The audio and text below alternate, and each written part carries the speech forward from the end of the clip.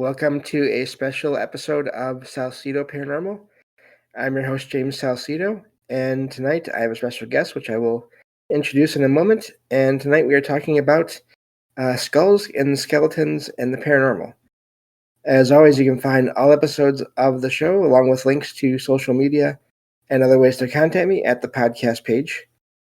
And that is salsidoparanormal.podbean.com.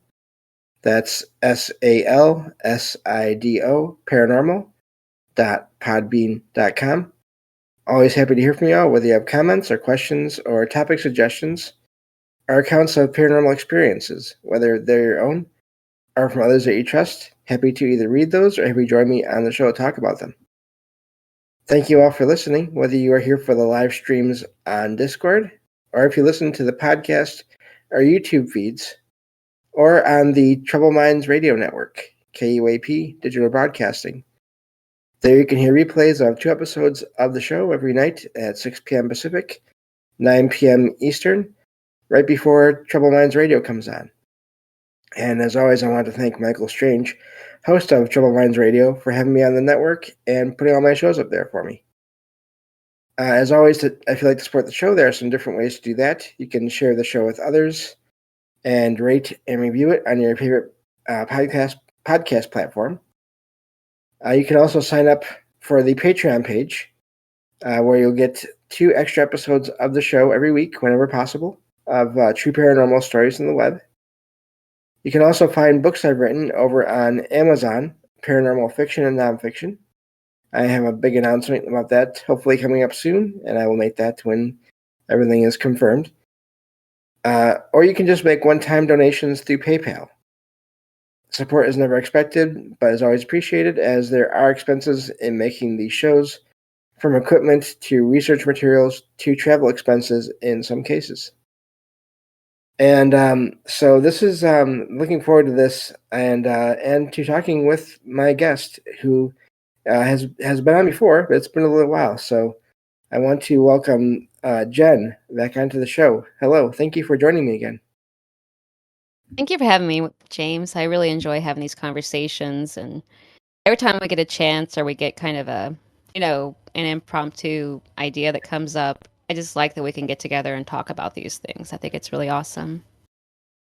Yeah. It's the last one we did show we did together, I believe, was the Grim Reaper show, which Yeah. is connected to this in a way, because of course that's a skeletal figure, and that's part of what we're going to talk about tonight here.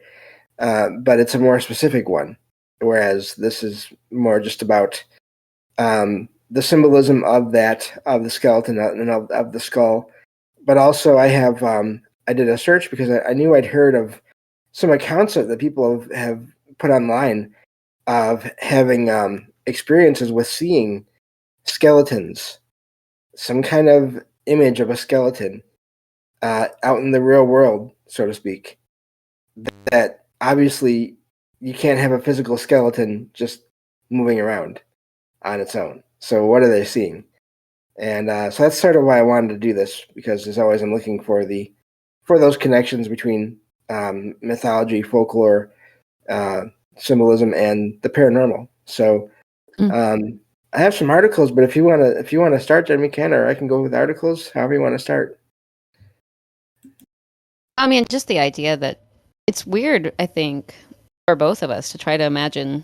Like, I've never seen an animated skeleton or anything depicted that way, but no matter what, like if I think or imagine skeletons or skulls, or even just trying to picture or see my own animated skeleton, there's something like, as I'm moving around and realizing that that's at the root of, what I am, it's a whole different way of seeing people and the world, to really break them down into the matter of what they are. But then at death, when you see that, or, after some time, because I've heard of cultures that they really tend to the skeleton quite a bit and they keep it, which you're going to talk about with the catacombs and everything. And then all of I've never seen that actually, any type of paranormal experience I've had. where it was like a, or even just the imagery. It's such a grounded thing. It's such a material thing that it's hard to imagine just seeing, even as a vision or literally a moving skeleton without the body. But it's exactly what I mean, when you think about reanimating the dead in a literal sense, or resurrection of skeletons or anything like that, or why they initially began keeping all the skeletons, was this idea that maybe they would just regrow flesh and come right back again. It's really strange. I think anyway, just starting out with what I'm thinking about, that's kind of what I'm thinking. Things like that. How odd.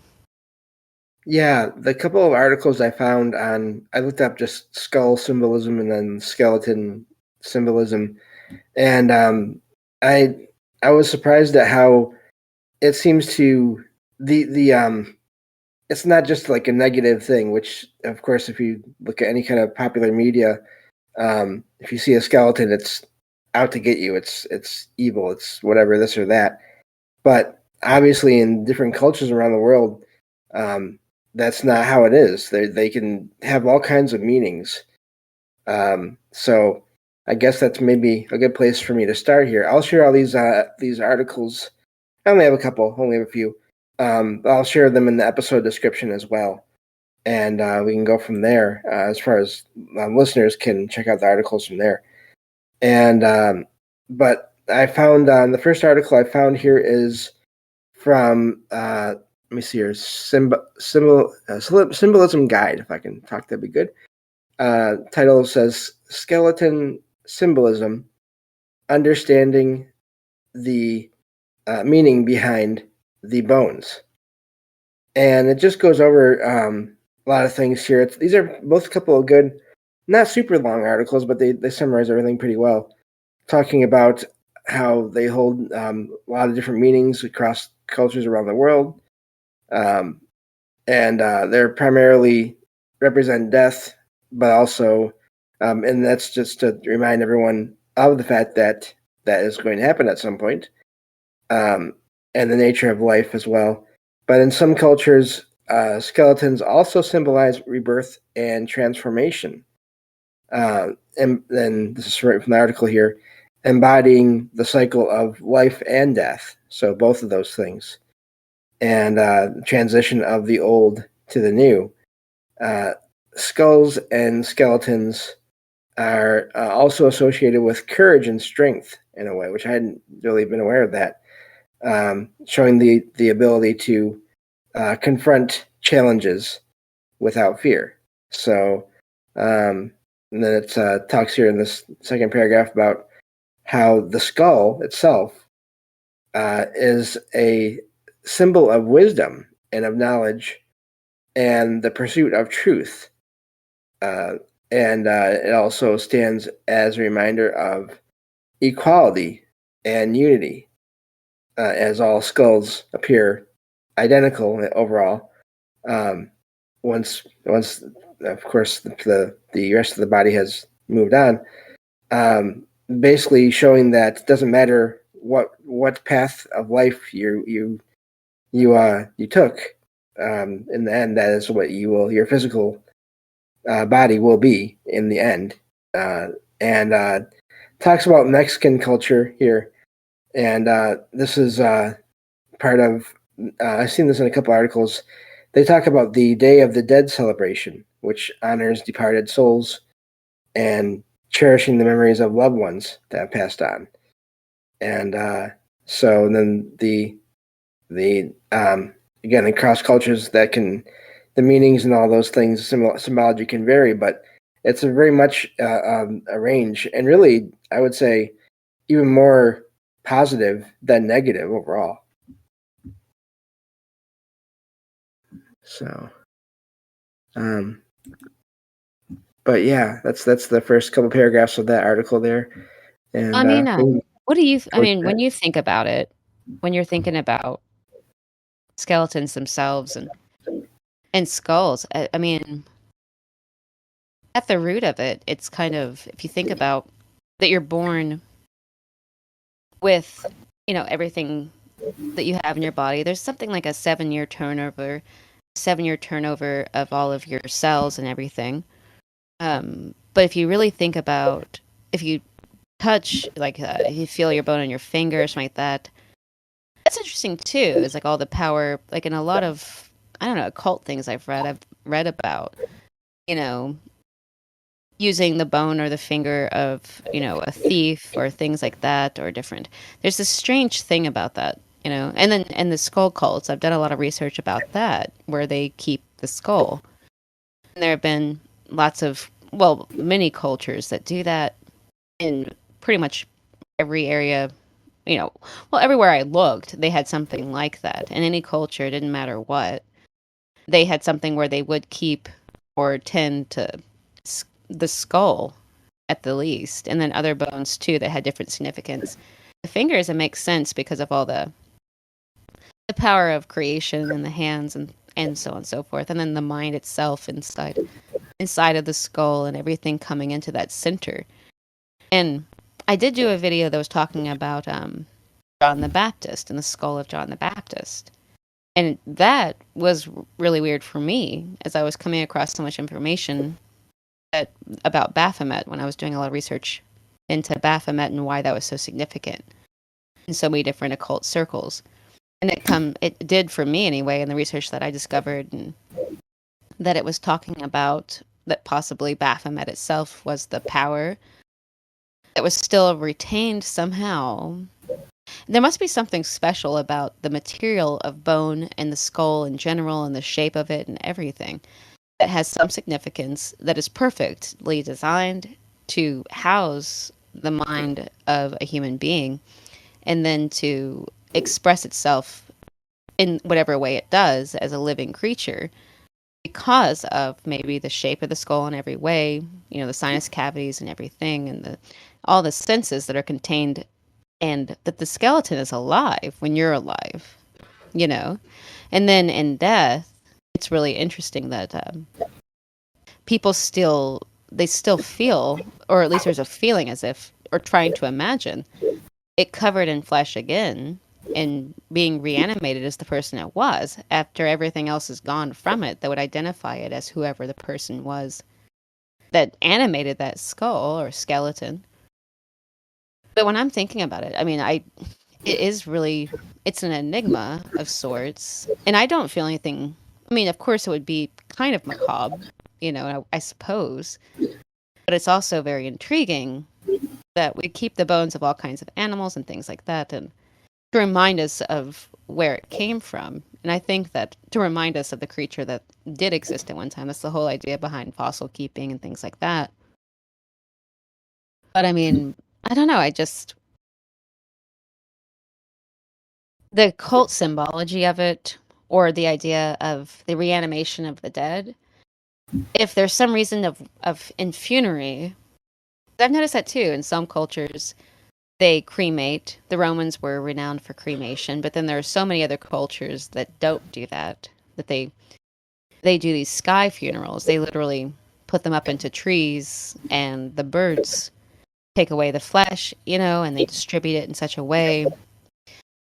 Basically, this concept that somehow the soul, or some part of the soul, is still contained in the material remains of life forms in some way, and that there might be still some power left, and that the skeleton, until it is gone as well, that maybe it still contains some aspect somehow, which seems incredible, or that the soul would still be connected to it, but that calls into so much controversy about different funerary rites. Does that mean that somebody who is cremated, that, I don't know. It's really interesting. I don't know what it would imply. But Yeah. Sorry. Yeah. The I feel like I've heard. I mean, we've all heard of haunted cemeteries or graveyards, which is a thing. And sometimes you hear that they're either frightening or they're very peaceful, but there's still activity in them. But then I've also heard plenty of accounts of people having experiences when they had the ashes of a loved one in or on in their either in their home or on their property, as if there was still some kind of a connection there. And I wonder if there is still, I don't know, the scientific terms, if even when the bones are turned into ash, if there's still some of the same elements there, that if that is why there's a connection there, or if there isn't, and that's more just the people that are thinking about these people that have passed on, and there's some kind of connection through that through that way instead. But I don't know. It is odd because skeletons. Also, this article here talks about skeletons and art, and again, they've been depicted in art for centuries. And it says here in this article representing not just death but morality, which is interesting, and then the nature of life being transient, being going from one to another. They've been used. Actually, the skeletons themselves have been used in different kinds of art, but also just being shown in paintings and drawings as well. One of the most famous examples of this, and I should look this up to see the actual image of it, but apparently there's a woodcut that shows people dancing with skeletons in this. It's a series of woodcuts. It's called Dance of Death, that shows people that are alive, basically, dancing with people from that are skeletons, basically just skeletons dancing with people from all walks of life that are in this scene. So now, also, this article here mentions history. Of course, they've been studied because of anatomy.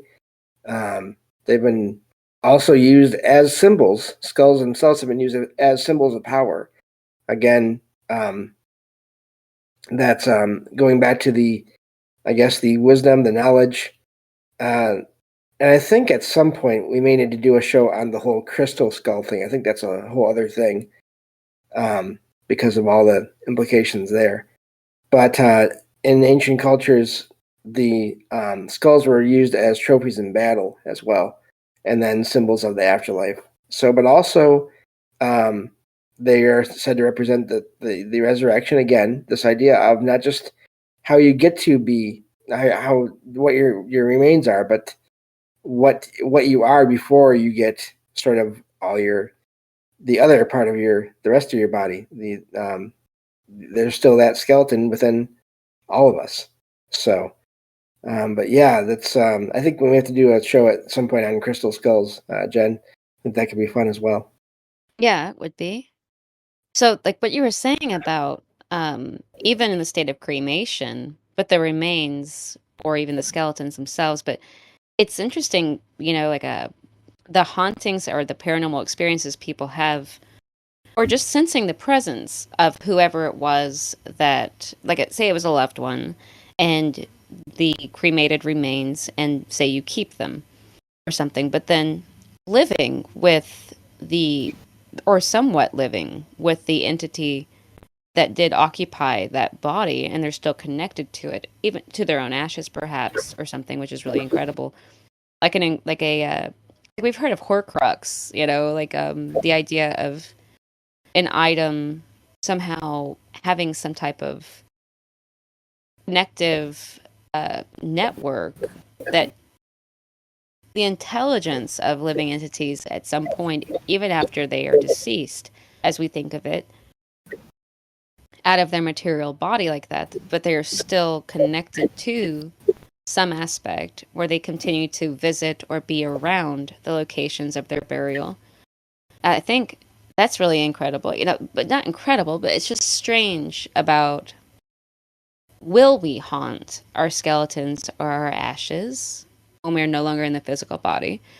Are cemeteries that have the sleeping, or the corpses, the bones of the previous living, are the souls that animated them, do they still like to come visit their own graves and mourn for them or something? Or is there some, there's no telling, but just it's fascinating that there's some type of connection there still with the remains of the living tissue and and the material that we're made out of, I don't know.